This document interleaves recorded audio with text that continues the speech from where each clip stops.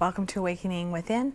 Today we're talking about energy healing, and I've been interviewing Debra Jones, who's a Reiki master, and we've been talking about different forms of healing, quite fascinating. So we've talked about Reiki and about crystals and some techniques people can do for themselves to work on their own self-healing. Mm-hmm. And then I want to talk about this idea that you were talking to me about during the break, about taking back your power. Mm-hmm. So maybe I'll just leave that for you to try to explain what exactly you mean. It sounds great. Well, we did that in the last segment. Part of that is taking back your power by empowering yourself so that you feel more whole. Right? So taking back your power comes in lots of different forms. So the world is changing.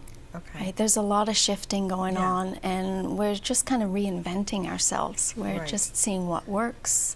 Yeah, well, I had a show on the global shift with the 2012 and 2013 kind of shift. Focus, yeah. Right.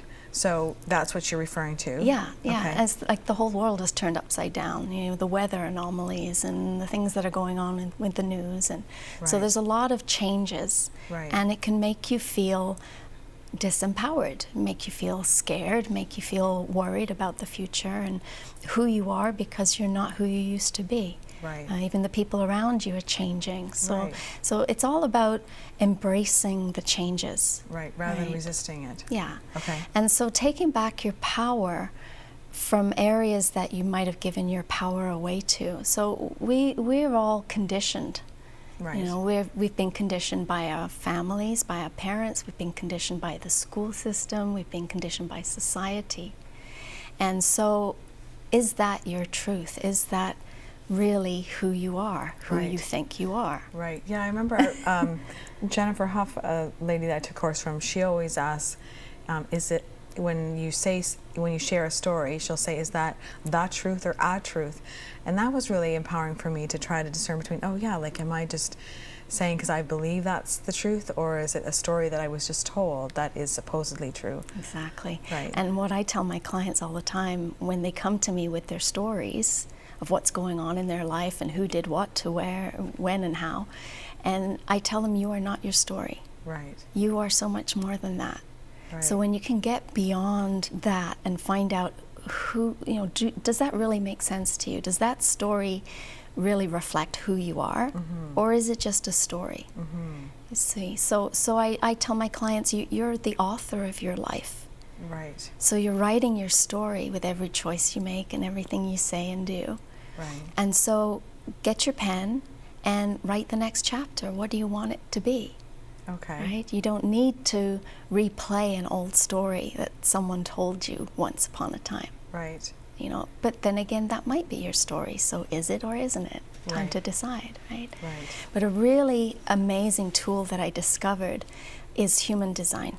Okay. So human design is like your blueprint that you came down to earth with. Okay. Like, it's like your manual for your life, and most of us don't even know we have one. No. But wouldn't it be cool if we could find one? Yes.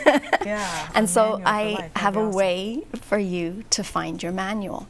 Okay. And so human design can tell you why you're here. It can tell you how to make choices, other than the solar plexus dowsing that we did earlier, how to make choices that are right for you always. Okay. It can tell you how you work with others and how others work with you, and just give you a really good direction in which to go in your life. So it can tell you your strengths and your challenges, and see who you really are. Okay. Behind all that conditioning. Okay. So it's before all the conditioning happened. Right. To tap into who you really are. Okay. So yeah, it's. And you brought a picture of that in too as well. Yep, right? Yep. So there's a picture. The mandala is, it's actually a program that I work with that takes the energy of the cosmos when you were born. Right, it's up on the screen now. Perfect. Yeah. So around the outside, it works with the I Ching, it works with the chakras, it works with the Kabbalah. There's so many different systems that this human design works with, that we can then see, once we've done a reading on you based on your birth date and your birth time, what the cosmos, the energy of the cosmos was at the time of your birth, which is basically when you took your first breath, it's what makes you you. Okay. Okay. The time and the date all makes a difference. Okay. So with that information, it's like I also do Chinese numerology, and Chinese numerology is using your birth date, but that is just a fraction of what human design can tell you. Okay. So with human design, when you know what you're here for, when you know what you're good at, when you read something that tells you you're good at something but you've always believed otherwise, Right. then you're empowering yourself because you're realizing that there's more to you and you knew it all along. Okay. So the human design helps you to figure out your client's story and share that with them? I do that, but I'll do a reading. It's like a 24-page document all about you. Oh. So I'll do that. I can do that online. It's on my humandesign.ca website. You can get one of your own that way. Right. And I basically explain very easily what it all means to you. So you see yourself in there sometimes, and there are some things that are written that you'll deny at first. Mm-hmm. But after really soul searching, you'll realize that there's some grain of truth to that. Mm-hmm. So it really allows you to be who you're supposed to be. Doesn't Mm-hmm. matter what you were told, doesn't matter what your stories are. Right. It just gets to the bottom of it so that you can feel authentic. Right. You can be authentic. Yes, because I can imagine it would be hard to try to decide what's your story and what's a story that was you just innately inherited, Mm-hmm. or like just from being around, like whether you're told that this is the way our family is, or this is, you know, we can't help it that we're this way, or you know, you're supposed to be a teacher because everybody else in your family's a teacher and that's just what we do. And, Right. Right. And so it helps to get underneath all those stories Yes. to figure out your purpose. And so you're saying that we could actually figure that out, why we're here, what our purpose is, through this human design. Through the human design. It's been life-changing.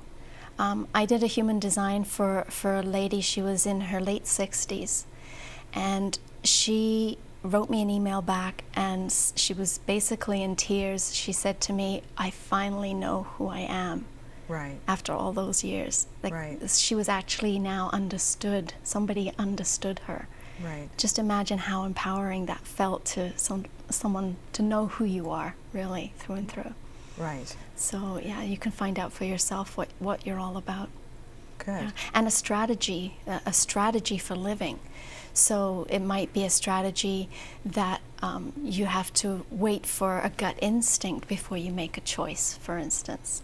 Whereas if you made a choice off the spur of the moment, it often ended up being the wrong choice for you. So maybe your human design tells you need to wait and feel it. Therefore, the next time an opportunity comes by to make a decision, you'll say, hang on a minute.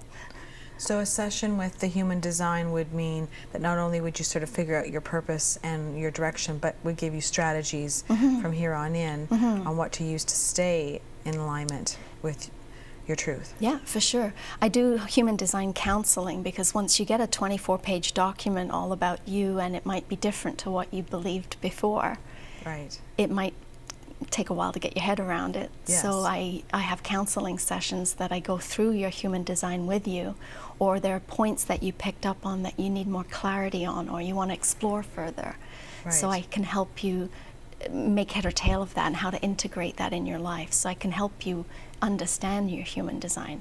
Wow. But all the information is in your report. You can do it for yourself if you want to. Right. So you've got a lot going on here. I mean, doing Reiki and crystal work and teaching as well. We've put that up on the screen about your teaching sessions, and energy share as well. Yep. And what is energy share? The energy shares, they are so beautiful. It's like, it started out as a Reiki share for Reiki practitioners, and there's a few of those out there. Reiki practitioners come and they do Reiki on each other. But it is so much more than that. So you don't have to be a practitioner. You can be a practitioner of any modality, or just somebody interested in all of this stuff, and you just want to learn more. And we meet once every 2 weeks at my healing center, and we talk about energy and we explore things, and we receive a healing too. So Okay. it doesn't matter if you're a practitioner or not, everybody's welcome. So you can check out the dates Right. Yeah. Yes, and contact you with the information on the screen. Yeah, exactly. Well, that's great.